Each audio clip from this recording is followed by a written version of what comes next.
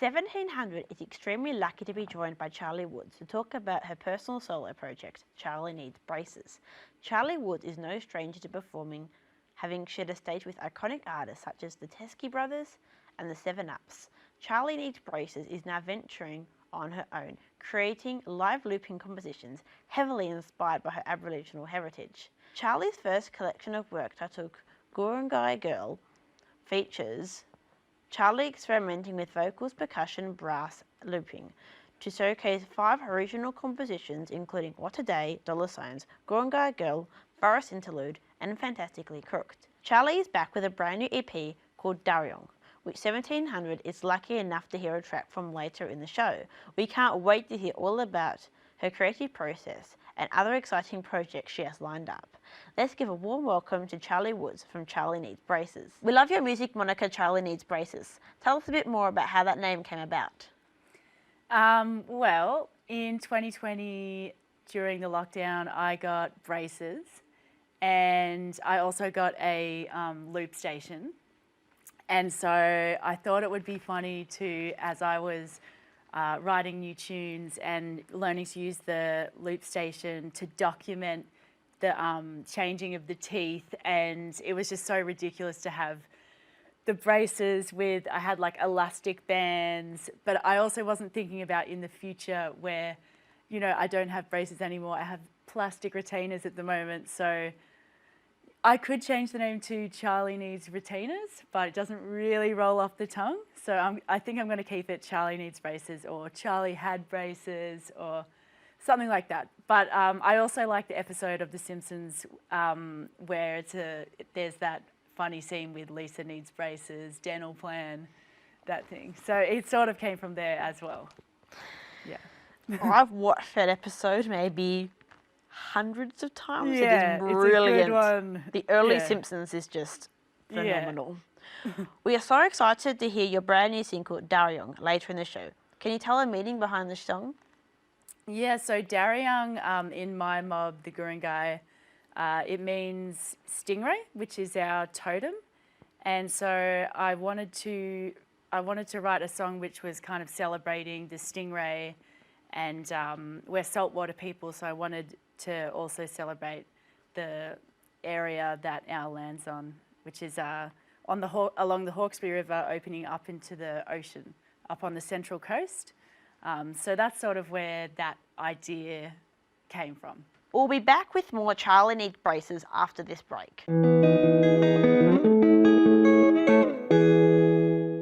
Welcome back to 1700 with the wonderful Charlie Needs Braces. We are chatting about her new single, Daryung, and her plans for the year ahead. How did the production of the song come about?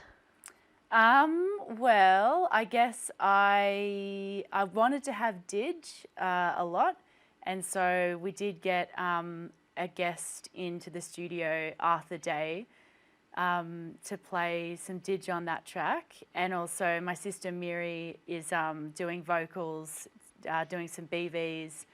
But yeah, I basically experimented with vocals and looping, and then that's how the song sort of came about production-wise, yeah. As previously mentioned, your most recent collection of work, titled GuriNgai Girl, featured 5 original compositions, which were released earlier this year. Do you think your music style has changed or will change with the current or upcoming musical compositions? Yeah, I think they have actually.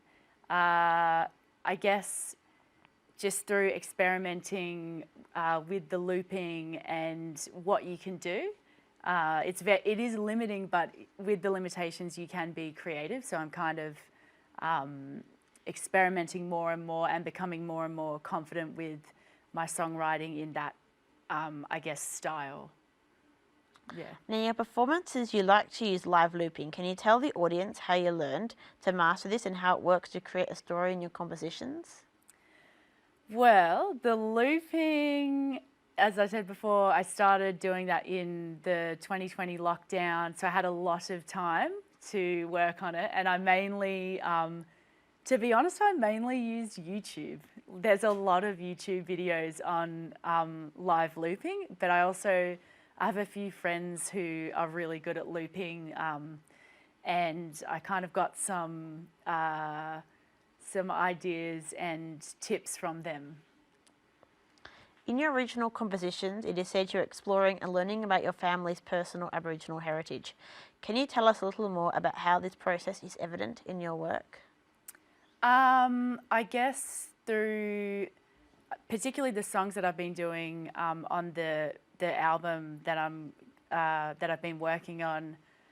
I am inspired by the culture and also using language, like using and learning more of my mob's language and using that as inspiration for the tunes, but also there's stories in the language, like Daryung means stingray, but our ancestor, there's a bit of a story there where your totem is an animal that you look after. So each mob, they look after their totem and they don't eat it. They actually, it's part of like a sustainability approach to keeping that animal in the area and not eating it out into extinction like some animals we have now.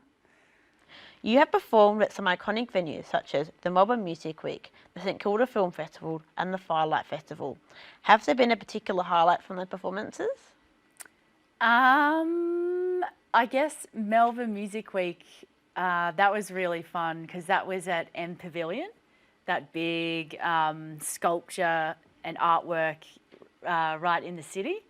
And that was just it was, you know, like the ground's all yellow and then there's this huge building and it was a family event. So there was lots of kids running around and dancing and it was a really nice sunny day. So that was pretty nice, yeah.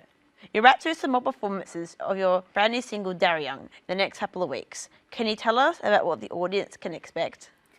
So it's at Natural Habit Studios on Plenty Road in Reservoir, and it's this studio where you walk in from the street and there's going to be an art exhibition by Jamie McElhaney, and so he's got these massive paintings which are extremely colourful, so they're going to be all over the walls, and there's also going to be a duo piano project playing called El Rey Miel, and then there's going to be me as well, and we're also going to have there's going to be a fire out the back and food and drinks, so yeah, it's going to be very fun. You have performed alongside some Australian music legends such as the Teskey Brothers, the 7-Ups, TEK TEK Ensemble and WVR BABY. What has been one of the most valuable things you have learnt from those experiences? That's a hard question because there's so many, but I don't even know where to start. I guess just, yeah, always have fun, always have a good time, and yeah, that's probably, yeah. And we'll be back with more Charlie Needs Braces after the break. Welcome back to 1700. We're with Charlie Needs Braces, who is about to perform her brand new single. But first, we're going to make her answer some of our famous rapid fire questions. Are you ready? Okay. So I have a bit of tradition here where we ask you some sort of quick questions. Yeah. So what's your favourite artist of all time? Whoa, Tune Yards. Your favourite genre of music? Alternative pop. What food or drink do you have just before a big performance? Ooh, Thai. If you could collaborate with any musical artist in the world, who would it be and why? Maybe Bjork. I'm a big fan of her music and also her live performances, and every time she records or performs, she always puts on a really big show, considering the costumes and the lights, and the music is always new and innovative, and yeah, it would be amazing. Best advice you could give a young artist starting out in the industry? I reckon, yeah, I just have to say, have a good time and don't take it too seriously. Don't get caught up on that.